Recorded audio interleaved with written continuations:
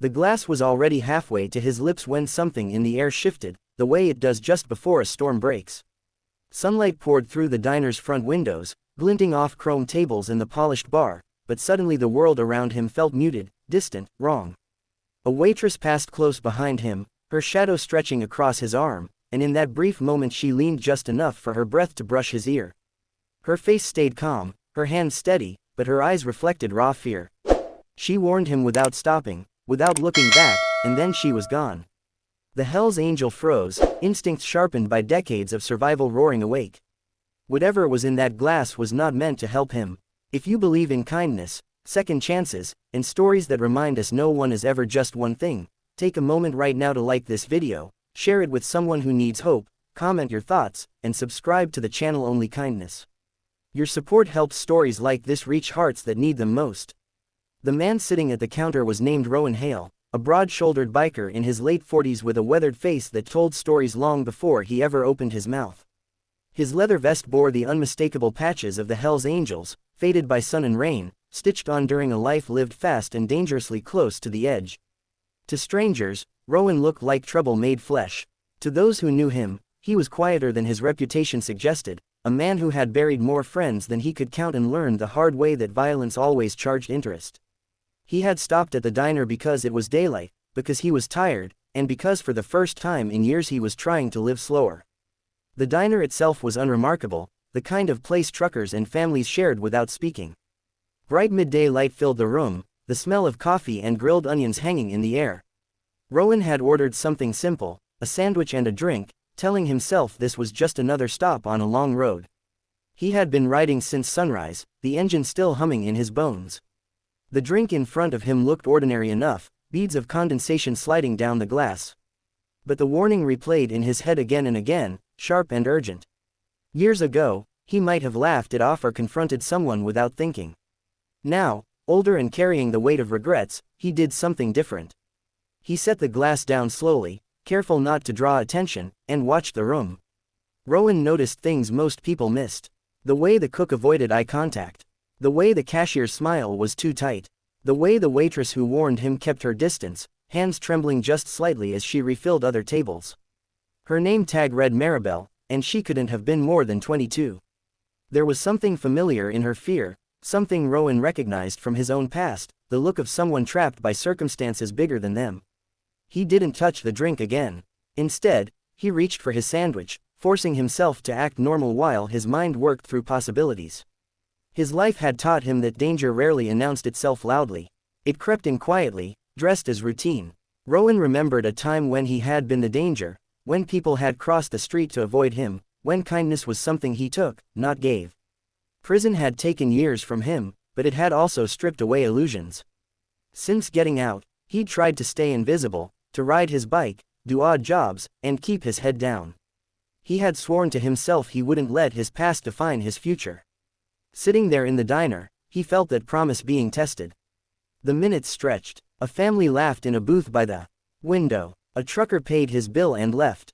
Everything looked normal, which somehow made it worse. Rowan's gaze kept drifting back to Maribel. She moved like someone walking on thin ice, careful with every step. At one point, she glanced at him, just briefly, and their eyes met. There was a plea there, silent but unmistakable. Whatever she had done by warning him had put her at risk. Rowan felt a familiar tightening in his chest, the pull between self-preservation and doing what was right. He paid his bill in cash, leaving the untouched drink behind, and stood up slowly. His size alone changed the energy of the room.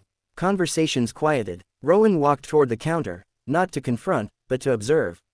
He caught the reflection of the cook in a mirror, saw the way the man stiffened. Rowan didn't say a word. Instead, he nodded toward the back hallway, the universal language of someone who knew how things worked. The cook swallowed hard and shook his head almost imperceptibly. That was enough. Rowan knew then this wasn't a misunderstanding. This was something deliberate. Rowan stepped outside into the bright midday sun, the heat hitting his face. He leaned against his bike, pretending to check something, while his mind raced. He could leave. He could ride away and forget the whole thing. No one would blame him. But he kept seeing Maribel's eyes. He remembered being young and scared, trapped by people who promised protection and delivered control. He remembered wishing someone, anyone, would step in. With a heavy sigh, Rowan made a choice that would change everything. He went back inside, walked straight to the counter, and calmly asked for a manager. The request alone caused a ripple of tension. A man in his mid-30s emerged from the back, his smile forced, his posture defensive. Rowan spoke quietly, his voice low and steady, explaining that something wasn't right, that he felt unsafe, that maybe it would be wise to involve the authorities. The word authorities landed like a dropped plate. The manager's face drained of color. Around them, the diner seemed to hold its breath. What happened next unfolded fast. The manager tried to laugh it off, but his hands shook. Maribel stood frozen near the coffee station, fear etched into every line of her face. Rowan didn't raise his voice or threaten anyone. He simply stood there, unyielding, a reminder that not all strength needed to shout. Within minutes, someone had slipped out the back door. Another followed. Rowan knew then this place had been running something dark beneath its friendly surface. Police sirens cut through the air not long after, growing louder as they approached. Rowan hadn't called them himself. Someone else in the diner must have, sensing the tension. Officers flooded in, questions flying, eyes scanning. Rowan answered calmly, explaining about the warning, the untouched drink, the strange behavior. The glass was tested. What they found confirmed his instincts. Something dangerous had been mixed in, something that could have ended a life in broad daylight. As the situation unfolded, Maribel finally broke down, tears streaming as she told her story. She had been forced to cooperate after a family member was threatened. She had been slipping warnings where she could, hoping someone would listen. Rowan stood nearby, silent, his presence a steady anchor.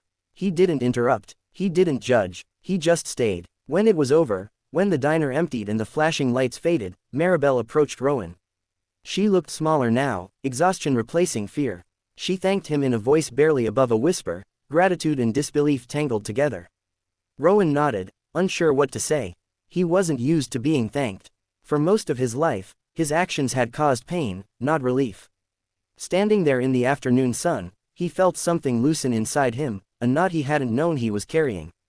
Rowan rode away later that day, the road stretching ahead, but he didn't feel the same weight he'd carried in.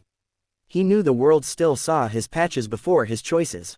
He knew he couldn't erase his past. But he also knew that in one ordinary diner, during one ordinary afternoon, he had chosen differently. He had used his presence not to intimidate, but to protect. And somewhere behind him, a young woman had been given a chance to start over. If this story is touching your heart, take a moment right now to engage with this video. Your likes, shares, and comments tell us these stories matter and help spread messages of hope and compassion to others who need them. Before we end, please comment below and tell us where you're watching from and what this story made you feel. Your words mean more than you know.